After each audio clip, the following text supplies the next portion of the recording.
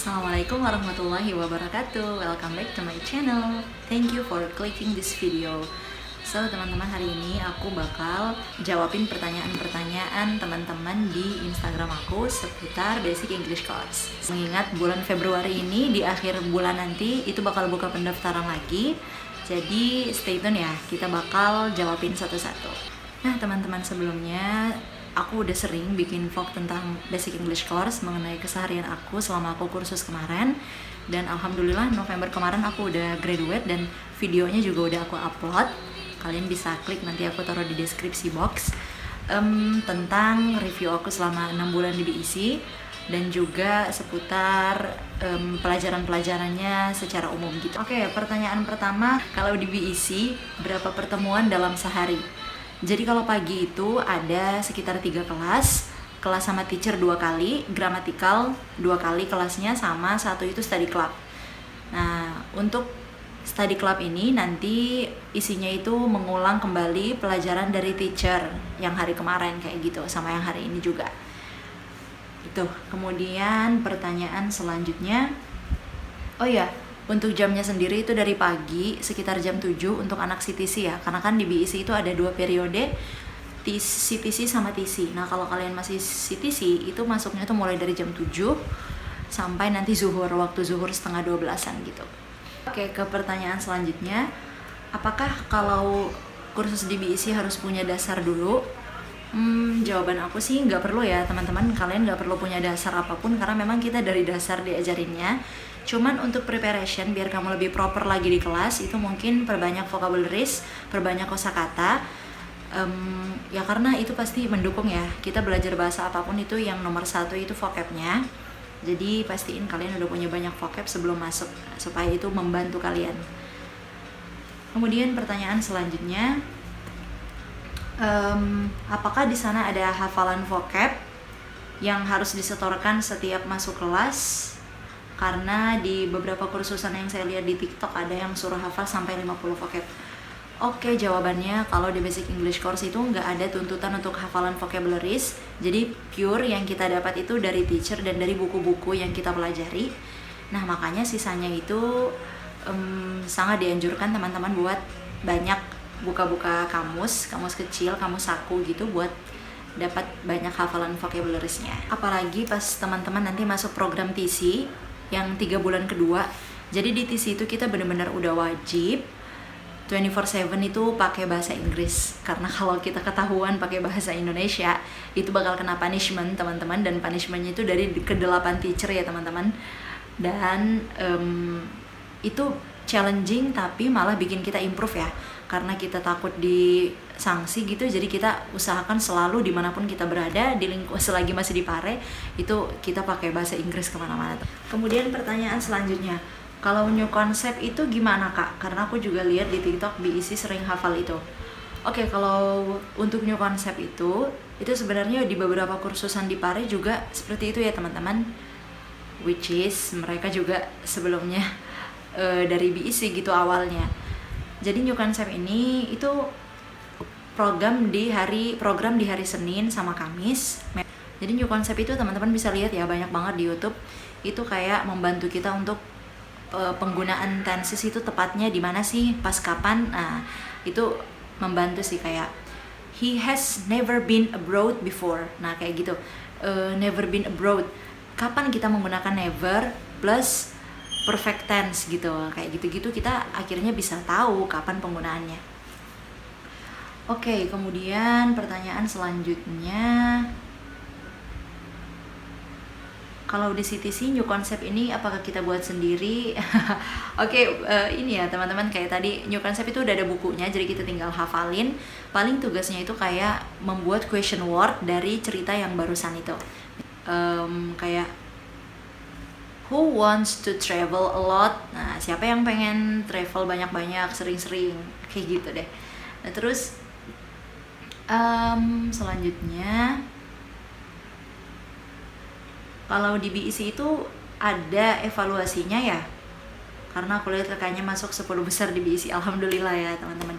Jadi, nah ini yang buat aku bikin spesial di BEC itu karena mereka selalu mengevaluasi kemampuan muridnya. Ada yang per minggu, per bulan, sampai per periode teman-teman. Nah ini penting banget kalau menurut aku pribadi. Review pelajaran dengan ujian, dengan exam itu tuh benar-benar sangat penting, karena itu kan pembuktian ya bahwa kita udah benar-benar paham materi minggu ini kayak gitu loh misalnya. Nah jadi karena kita masuknya itu dari Senin sampai Kamis, jadi di hari Jumat itu kita evaluasi. Kemudian pertanyaan selanjutnya, oh iya Kak, kalau di BEC itu kenapa ya nggak ada campnya? Iya, kalau di BEC dia nggak nyediain camp. Di BEC itu nggak nyediain camp, teman-teman, nggak kayak kursus yang lain ya yang biasanya udah sekalian sama campnya. Jadi di BEC itu memang Mr. Kalen bikinnya khusus buat sekolahan gitu, khusus buat kita belajar kayak gitu, dan beliau juga tinggal di situ, artinya beliau juga langsung memantau kayak gitu. Karena nggak ada campnya, jadi kita nyari camp sendiri, dan itu banyak banget di luar BEC, di sekitaran BEC yang deket-deket tuh juga banyak banget, baik itu camp cowok ataupun camp cewek. Yang jelas ada camp, ada kos. Nah ini teman-teman harus paham bedanya mana yang camp sama mana yang kos. Kalau di camp itu dia biasanya ada programnya juga, jadi begitu kalian selesai kursus biasanya malam atau ya malam tuh ada programnya lagi gitu dari campnya. Tapi kalau kos ya kayak ngekos biasa gitu, nggak ada program apa-apa. Kemudian pertanyaan selanjutnya, kalau kursusnya nanti dicampur semua orang atau dibagi-bagi lagi? Yang jelas dibagi-bagi ya teman-teman, dalam satu kelas itu sekitar 20 sampai 25 kayak gitu. Itu kan kalau kita lihat di websitenya itu kan kuotanya 400 ya, 200 student yang perempuan, 200 student yang laki-laki. Nah, jadi dari 400 itu dibagi-bagi per kelasnya. Kemudian pertanyaan selanjutnya, kalau pagi-pagi biasanya jam berapa harus bangun di BEC? Apakah ada aturan misalnya sholat berjamaah dan lain-lain? Oke, jadi karena balik lagi ya, BEC ini kan sekolahan, jadi untuk program sholat jamaah itu nggak ada. Itu nanti bakal ada ketika kalian join program mastering system. Itu mastering system itu program setelah 6 bulan 6 bulan CTC, kemudian TC, baru kemudian mastering system. Tapi kalau untuk CTC dan TC itu nggak ada ya teman-teman, nggak ada peraturan kayak harus wajib sholat jamaah di BEC 5 waktu atau wajib ikut program ini di luar kelas kita ya, nggak ada. Kemudian pertanyaan selanjutnya, untuk pengeluaran total keseluruhan kemarin di BEC sampai selesai sekitar berapa juta Mbak? Waduh, kalau ini relatif ya, tergantung teman-teman juga. Cuman yang jelas per bulannya itu kan 500. Untuk bulan awal tuh 800 karena pendaftarannya. Itu dikaliin aja, kalau kalian mau 6 bulan di sini berarti silakan dikalikan 500 itu sama paling biaya hidup itu kos-kosan di sini start 250 ribuan itu ada, sampai yang 1 juta lebih juga ada. Nah itu disesuaikan dengan kemampuan masing-masing seperti itu. Sama paling hitung-hitungan buat makan, uang makan itu menurut aku makanan yang pokok ya teman-teman, mungkin 500 ribuan tuh cukup banget, karena di Pare ini murah-murah ya teman-teman, daily needs-nya murah, jajan-jajannya juga murah-murah, karena mungkin dominasinya itu anak-anak ya, pelajar, jadi harganya juga bersahabat. Terus pertanyaan selanjutnya, biasanya kalau ada ujian atau evaluasi di akhir pekan itu materi yang ditanyakan seputar pelajaran yang dipelajari atau gimana Kak? Iya betul. Jadi kalau ada ujian, ya memang ada ujian terus ya, ada evaluasi terus per minggu. Nah di evaluasi per minggu itu yang ditanyakan of course materi dari Senin sampai Kamis. Nah itu evaluasi untuk jadi penilaian teacher. Ini studentnya udah paham nggak dengan penjelasannya? Kalau belum kira-kira apa yang kurang kayak gitu. Mungkin ini terakhir ya teman-teman supaya durasinya nggak kepanjangan. Tips dong Kak biar bisa masuk 10 besar, Masya Allah. Pastinya teman-teman dimanapun belajar itu kuncinya konsisten ya, konsisten. Pokoknya apapun yang teman-teman hadapin itu konsisten aja. Ingat niat kita pertama kali ke Pare itu buat apa? Buat belajar kan. Jadi jangan ke distract sama hal-hal lain teman-teman. Harus harus berani struggle, berani berjuang, karena memang tidak mudah ya teman-teman.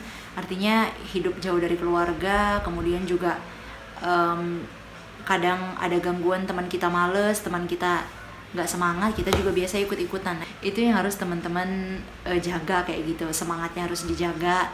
Dengan apa? Dengan cari circle yang baik, cari teman-teman yang juga rajin gitu, biar satu visi satu misi, jadi berhasilnya bareng-bareng. Teman-teman juga harus jaga kestabilan nilai di situ, di semua aspek gitu. Jadi misalnya teman-teman mungkin kayak aku kemarin ya, aku di grammar itu mungkin ada 2-3 kali dapat nilai rendah di bawah KKM gitu ya. Tapi